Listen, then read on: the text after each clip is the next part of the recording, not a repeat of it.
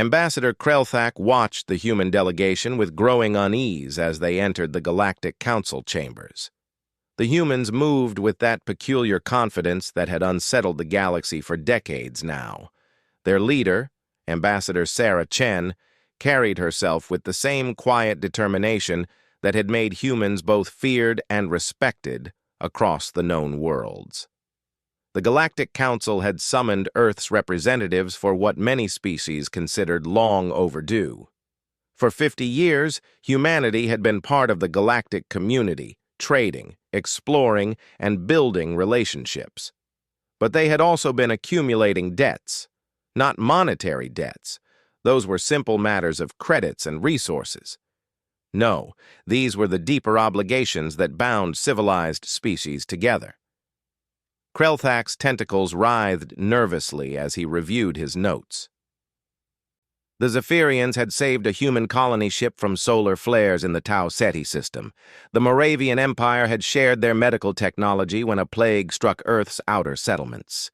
The peaceful botanids had gifted humans the seeds that now fed half their worlds. The crystalline hive had provided protection during humanity's early, vulnerable years in space.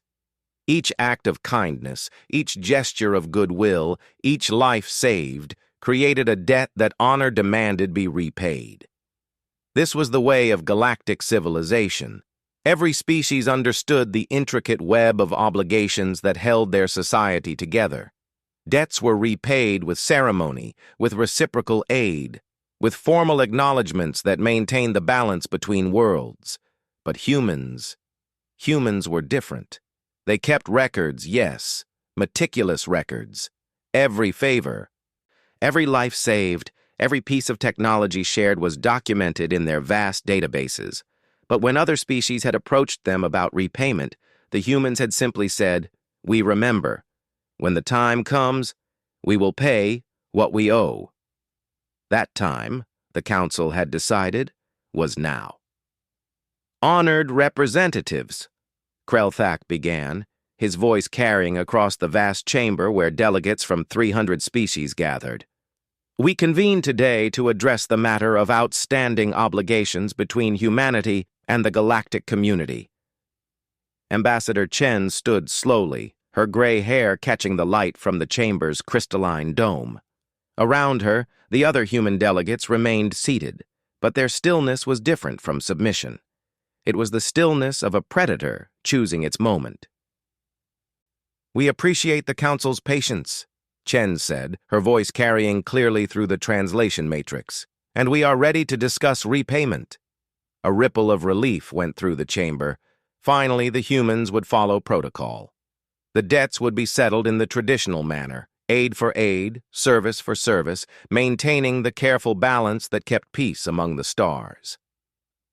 The Zephyrian delegation saved 17,000 human lives in the Tau Ceti incident, Krelthak read from his prepared statement.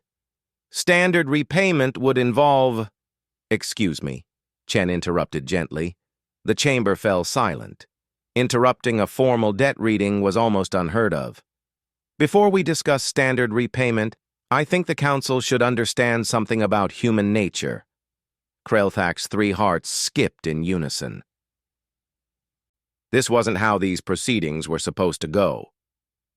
"We do not think small," Chen continued, walking toward the center of the chamber. "When someone saves our lives, we don't just save theirs in return. When someone feeds our children, we don't just feed theirs. When someone protects us, we don't just offer protection in return." She paused, looking around the vast chamber at the hundreds of species represented there. "We remember everything, every kindness, every life saved, every gift given, and when we pay our debts." She smiled, and something in that expression made even the reptilian Vorthon delegates shift uncomfortably. "We pay them with interest." The crystalline hive's representative pulsed with confusion. "Interest is a financial concept. We speak of honor debts, not monetary interest," Chen said. "Compound interest. When you saved our colony ship, you didn't just save 17,000 lives. You saved their children and their children's children. You saved discoveries those people would make, art they would create, love they would share.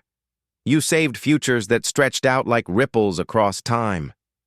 The chamber grew very quiet. The Moravian medical technology didn't just cure one plague. It gave us the tools to fight diseases across dozens of worlds. The botanid seeds didn't just feed one generation. They've sustained millions of our people for half a century. The protection the hive offered didn't just keep us safe during our early years. It gave us the time to become who we are now. Chen stopped at the center of the chamber, directly under the dome, where light from the galactic core painted everything in soft gold. So when humans remember what we owe, we don't think about paying back what was given.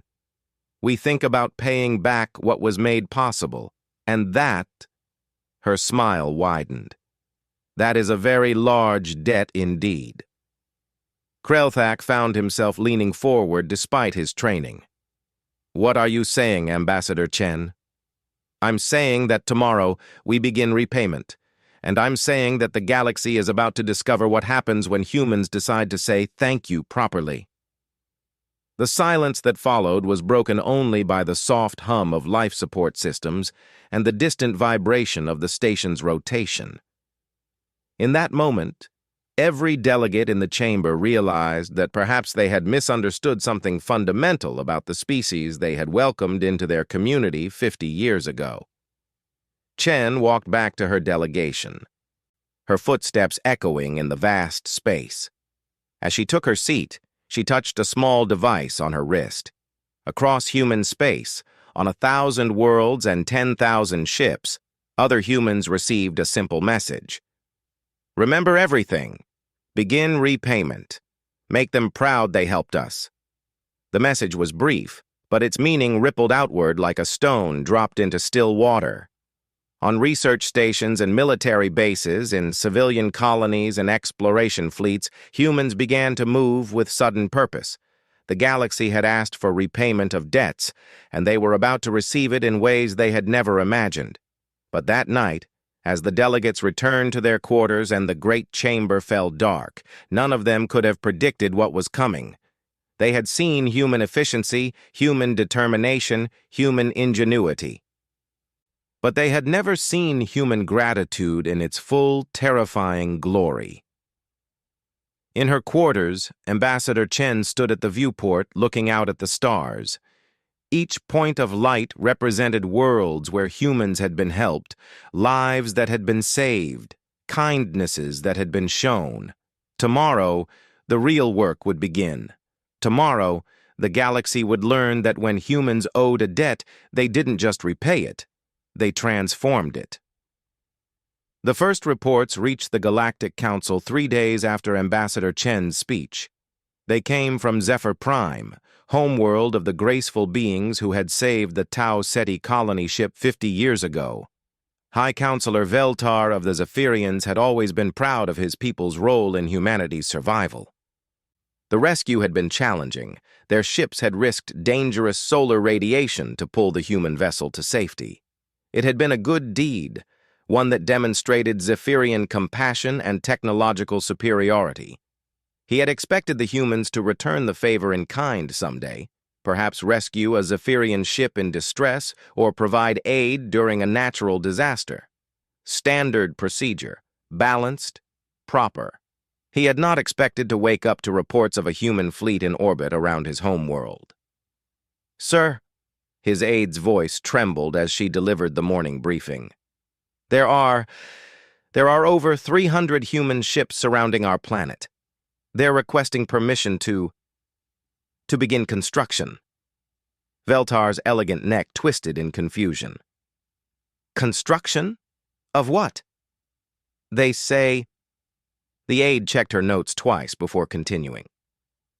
"They say they're building us a stellar engineering project, something called a Dyson swarm." The words made no sense to Veltar. He knew of Dyson concepts from theoretical physics, massive structures that could capture the entire energy output of a star. But they were fantasies, impossible constructions that required resources and engineering capabilities beyond any known species.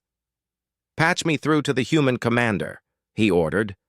The view screen flickered to life, showing a human woman in a crisp blue uniform. Behind her, Veltar could see the bustling activity of what appeared to be the largest engineering vessel he had ever seen. "High Counselor," the human said with a warm smile. "I'm Admiral Martinez, commander of the Human Gratitude Fleet. We're here to begin repayment of the Tau Ceti debt." "Admiral, while we appreciate the gesture, a simple acknowledgement would have been sufficient. Perhaps some trade agreements or—" "With respect, sir," Martinez interrupted gently, "you seem to misunderstand the scope of our obligation. Your people risked their lives to save 17,000 of ours. Those people went on to have children, grandchildren. They discovered new technologies, created art, built cities. Our population models suggest that your intervention eventually led to the existence of roughly 43 million humans who might not have existed otherwise." Veltar's mind reeled. "That's an extraordinary calculation, but our xenobiologists also studied your species' energy needs. Zephyrians are naturally adapted to high-energy environments, but you've been limited by your star's output. Your civilization has been held back for millennia by energy scarcity." Martinez gestured to something off-screen. "So we're fixing that." "Fixing an entire star system?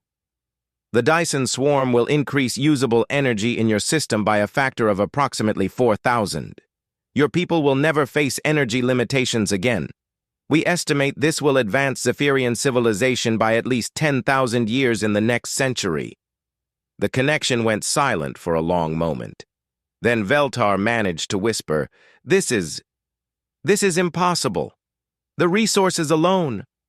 "We're not doing this just for Zephyr Prime," Martinez said cheerfully. "We have similar projects beginning around 47 other star systems. The Moravians are getting a complete biological synthesis complex that will let them cure diseases we haven't even discovered yet. The Botanids are receiving mobile terraforming platforms that will let them spread life to dead worlds across the galaxy. The Crystalline Hive is getting military technologies that will make them the most powerful defensive force in known space." Veltar's voice failed him entirely. "You see, High Counselor, when humans calculate debt, we don't think about paying back the original favor. We think about paying back the future that favor made possible, and then we add interest." The transmission ended, leaving Veltar staring at a blank screen while outside his window, human ships began the most ambitious engineering project in galactic history. Similar scenes were playing out across dozens of star systems. On Moravia, their medical researchers watched in awe as humans delivered not just cures for current diseases, but entire automated research facilities that would accelerate biological science by centuries. The technology was so advanced that Moravian scientists would spend decades just learning to operate it properly. In the Botanid Grove worlds, massive human ships descended carrying terraforming equipment that made their own technology look like primitive tools. But these weren't just machines. They were entire automated ecosystems designed to spread botanid-compatible life to hostile worlds at a rate that would expand their civilization 1,000-fold. The Crystalline Hive received defensive technologies that made their already impressive military capabilities seem laughable by comparison. Weapons that could sterilize solar systems, shields that could protect entire planets, detection systems that could monitor threats across interstellar distances. But it was the smaller gestures that truly began to shake the galactic community. The Aquatic Depths Collective had once shared their underwater agriculture techniques with a small human research station. In return, humans delivered floating cities that would let the collective expand beyond their homeworld's oceans for the first time in their species' history. Each city was a marvel of engineering that surpassed anything in known space. The nomadic winds, a species of space-dwelling traders who had helped human merchants navigate dangerous trade routes, found their small fleet expanded to a massive commercial empire as humans delivered ships with technology decades ahead of anything currently available. Even minor kindnesses were being repaid on an unimaginable scale. The gentle stones, silicon-based beings who had once helped human geologists understand mineral extraction, woke to find human machines terraforming asteroid belts into garden worlds suited for their specific biology. Ambassador Krelthak found himself fielding panicked communications from dozens of species. The scale of human generosity was overwhelming, unprecedented, and frankly terrifying. "They can't just give away technology like this," complained the Mordanian representative. "It will destabilize the entire galactic balance of power." "They're making it impossible for anyone to remain independent," worried the crystalline delegate. "How can we compete with civilizations that have received such massive technological gifts?" But perhaps the most disturbing report came from the remote sanctuary worlds, where a peaceful species called the Tender Shepherds had once provided medical aid to injured human explorers. The humans had arrived to find the shepherds facing extinction from a rare genetic disease. They didn't just cure the disease, the report read. They analyzed the entire shepherd genetic code and began a systematic improvement program. They're enhancing memory, intelligence, lifespan, physical capabilities. They're turning the shepherds into a species that will live for thousands of years and possess mental capabilities beyond current measurement. Krelthak set down the report with trembling tentacles. The implications were staggering. Humans weren't just repaying debts. They were actively uplifting entire civilizations to levels beyond their current evolution. That evening, as emergency council sessions convened across the galaxy, a message arrived from Earth. It was from Ambassador Chen, and it was brief. "Honored council members, we hope you're beginning to understand. When humans remember what we owe, we don't just pay it back, we pay it forward. Tomorrow, you'll see what we mean by compound interest. Today's gifts are just the beginning." Across the galaxy, ancient species who had lived for thousands of years in careful, measured progress suddenly found themselves catapulted into futures they had never imagined possible. The gifts kept coming, each more magnificent than the last, each one targeted precisely at what would transform the recipient's civilization most profoundly. And in the depths of space, more human fleets moved with quiet purpose toward their destinations, carrying gifts that would reshape the galaxy forever. The balance of power that had maintained peace for millennia was crumbling, replaced by something unprecedented, a universe where humanity's gratitude was becoming the most powerful force known to any species. But the greatest shock was yet to come.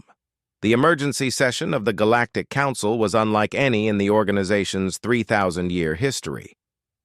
Representatives from over 300 species gathered in an atmosphere thick with uncertainty, excitement, and fear. In just 2 weeks, humanity's debt repayment had transformed the galaxy more than the previous millennium of gradual progress. Ambassador Krelthak looked around the chamber at faces both familiar and changed. The Zephyrian delegation's bioluminescence was brighter than he'd ever seen. Their enhanced energy systems were already showing effects. The Moravian representatives looked younger, their new medical technology extending lifespans by centuries. Even the ancient crystalline hive hummed with new harmonics, their consciousness expanded by human quantum processing gifts. But it was the empty seats that told the real story. "Where are the shepherds?" asked the aquatic representative, her voice rippling with concern. Krelthak consulted his notes. According to the latest reports, they're undergoing what humans call ascension protocols. The genetic enhancements have pushed them into a higher state of consciousness. They've moved beyond traditional communication methods. And the Deep Stone Collective? The humans gave them stellar engineering capabilities. They're currently restructuring their entire solar system. Direct communication has become impossible. One by one, Krelthak read through the list. Species after species had been so fundamentally transformed by human gifts that they could barely function in traditional galactic society anymore. They hadn't been destroyed. Quite the opposite. They had been elevated beyond their previous limitations. "This is catastrophic," declared the Moravian speaker. "The humans have destabilized everything. The careful balance we maintained for millennia is gone." "Is it catastrophic?" came a new voice. "Or is it liberation?" The chamber turned to see Ambassador Chen entering with her human delegation. But they were not alone. Behind them walked beings that took the assembly's breath away. Shepherds, but transformed. Their forms graceful beyond description, their eyes holding the depth of stars, their presence radiating intelligence that made the air itself seem more alive. "Allow me to introduce the ascended shepherds," Chen said calmly. They wanted to address the council directly. The lead shepherd stepped forward, and when it spoke, its voice seemed to come from the fabric of space itself. "Fellow children of the galaxy," the shepherd said, and every species present suddenly understood the words in ways deeper than translation. "We come to speak of transformation, and of gratitude that reshapes reality itself."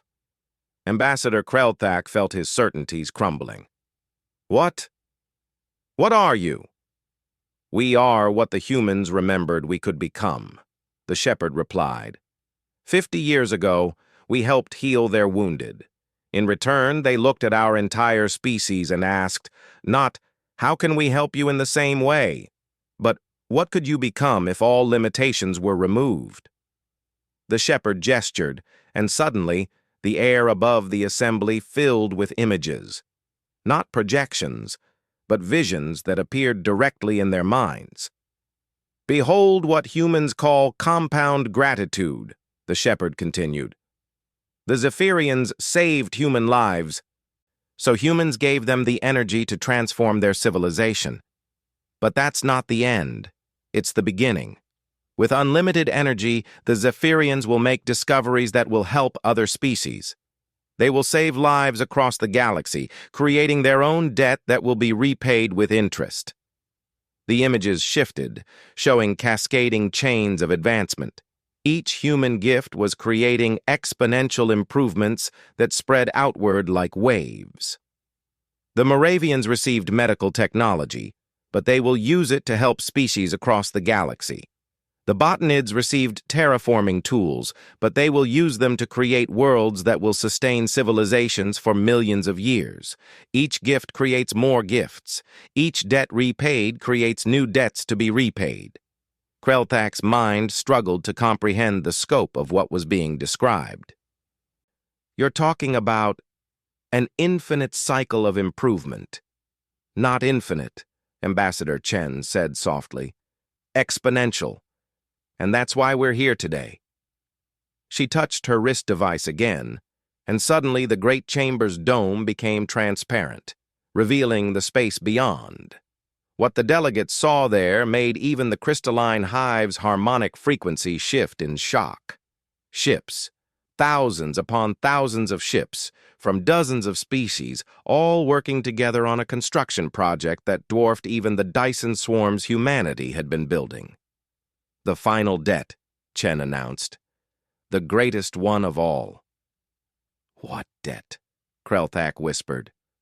"The debt we owe to existence itself," the ascended shepherd answered. "Humans realized something that escaped the rest of us. Every kindness shown to them, every life saved, every gift given, it all stemmed from the same source, the galaxy itself, the universe that made our evolution possible, that provided the stars and worlds where our civilizations could grow, that gave us the very atoms from which we are made." Chen stepped forward. "So we calculated the ultimate debt, the debt we all owe to reality for being allowed to exist, to think, to grow, to love, and we decided it was time to pay it back." The images in their minds shifted again, showing the construction project outside. Krelthak began to understand what he was seeing, and the realization sent shock waves through his consciousness. "You're building a new universe," he breathed. "A universe where entropy runs backward," Chen confirmed, "where instead of things breaking down, they become more complex, more beautiful, more alive. We're going to gift existence itself with a reality where death is replaced by transformation, where scarcity is replaced by infinite possibility, where every species that has ever lived can continue growing forever." The Mordanian representative stood on shaking legs. "This is impossible. The physics alone—" "The physics," said a new voice, "are surprisingly straightforward once you approach them with sufficient gratitude." A figure materialized in the chamber, not walking through a door, but simply coming into existence. It was humanoid, but clearly not human, its form shifting between states of matter as if reality couldn't quite decide what it was.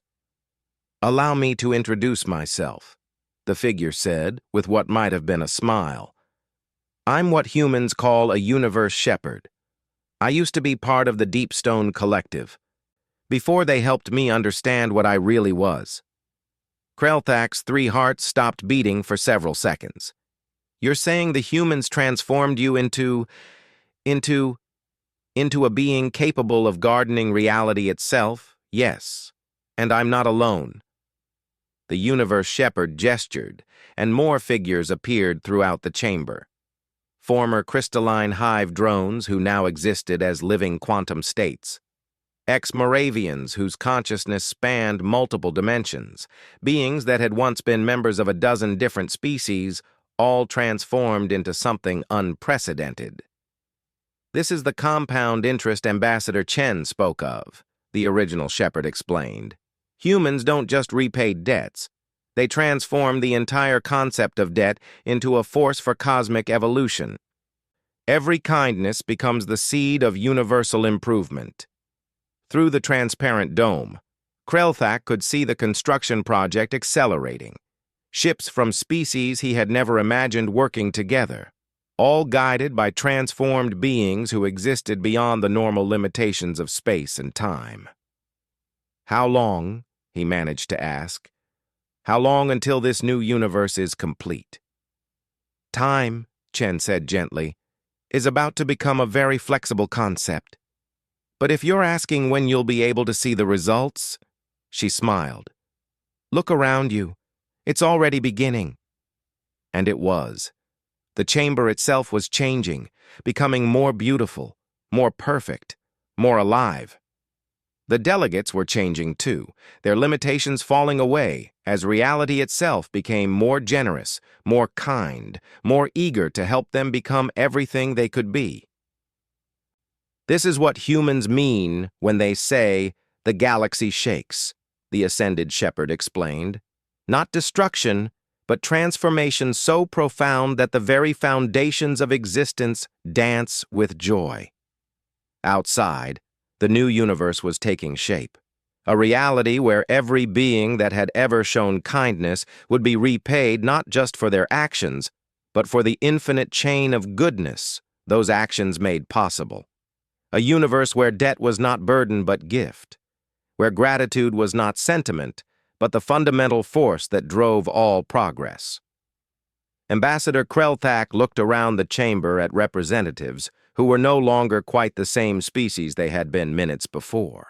He felt his own consciousness expanding, his understanding deepening, his possibilities multiplying. "Welcome," Ambassador Chen said, her voice now harmonizing with something vast and musical that seemed to come from the quantum foam itself, "to the universe where everyone gets to see what they can become when limitations are just the first draft of possibility." The galaxy shook. Reality trembled. And across infinite space and time, the sound of cosmic gratitude rang out like a bell that would never stop chiming, calling every being that had ever existed to come and see what happened when humanity finally finished saying thank you.